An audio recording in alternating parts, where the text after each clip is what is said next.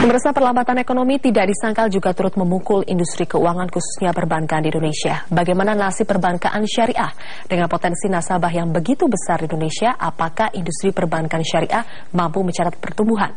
Berikut wawancara Aisyah Miadinat dengan Direktur Utama BNI Syariah, Dino Indiano, yang kami rekam beberapa waktu lalu. Indonesia sebagai negara dengan jumlah penduduk muslim terbesar di dunia tentunya juga memiliki potensi yang besar pula di bidang industri keuangan berbasis syariah.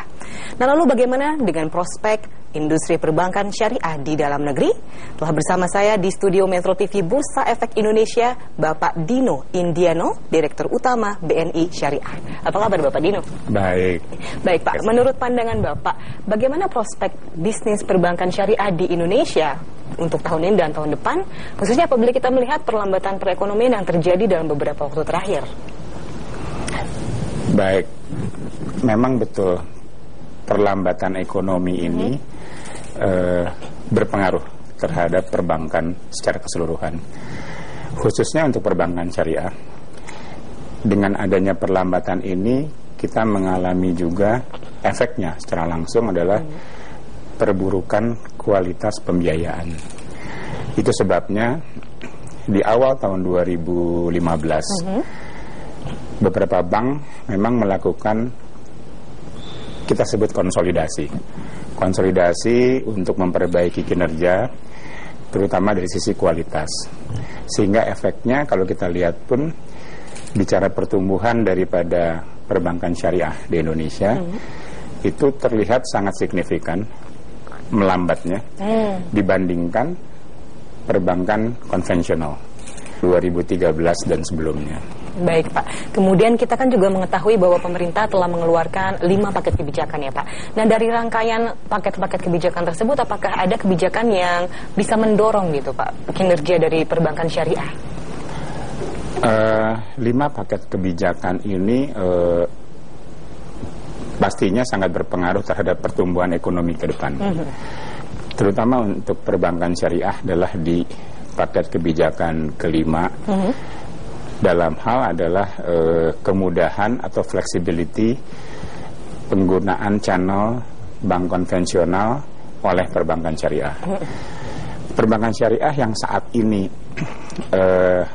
kalau kita sebut hanya 5% pangsa pasarnya dari seluruh perbankan nasional, sebetulnya memerlukan berbagai macam keberpihakan. Salah satunya adalah pastinya kemudahan channel tadi. Channel bisa dalam bentuk cabang, channel bisa dalam bentuk IT, channel bisa dalam bentuk mungkin ATM dan sebagainya. Nah, dengan paket kebijakan kelima, di mana kita perbankan syariah dimudahkan mempergunakan channel daripada channel induk kita, itu akan mempermudah atau memperbesar jangkauan perbankan syariah ke seluruh masyarakat. Baik Pak, kemudian dengan perkembangan bisnis perbankan syariah yang seperti itu, apakah kemudian dari BNI Syariah berencana untuk menambah modalnya? Bicara modal, sebetulnya ini domain daripada induk kami sebagai pemilik 100% perbankan BNI Syariah. Jadi artinya kalau kita hitung dengan growth kurang lebih di angka growth 30% seperti tahun 2014 dan sebelumnya, penurunan CAR kita itu kurang lebih di angka 3%-an. Prognosis akhir tahun ini CAR kita adalah di angka 15%. Jadi kalau kita punya rencana katakanlah growth di tahun 2016 20%, kurang lebih penurunan CAR kita di angka 2%-an. Sehingga kita masih punya CAR di angka 13%. Dengan kata lain, sebetulnya 2016 kita masih cukup aman dari sisi pemenuhan kebutuhan modal kita. Untuk rencana penambahan modal tersebut, apakah IPO menjadi salah satu pertimbangan? IPO pastinya salah satu pertimbangan. Namun demikian, kembali seperti yang saya tadi sampaikan, bahwa domainnya adalah di owners kami, BNI Induk. Artinya kalaupun BNI Induk itu masih menginginkan kepemilikan 100%, pastinya penambahan modal itu akan dilakukan oleh BNI Indo kami sendiri. Tapi kalau memang kita ingin melakukan satu strategic investors, strategic, artinya diharapkan mungkin bisa dilakukan dengan salah satunya dengan IPO. Begitu. Kemudian Pak, di hingga triwulan 3 2015 ini, kalau boleh tahu nih Pak, berapa sih Pak total pembiayaan yang sudah direalisasikan dan berapa Pak pertumbuhannya year on year? Mungkin kita mulai dari year on year laba kami. Laba kami pertumbuhannya year on year adalah 50% growth-nya. Jadi angka September kami laba naik 50% dibandingkan angka September tahun 2014. Itu angka yang cukup baik untuk performance keuangan kami. Dimana kalau kita berbicara year on year growth daripada aset, itu adalah di angka 21%.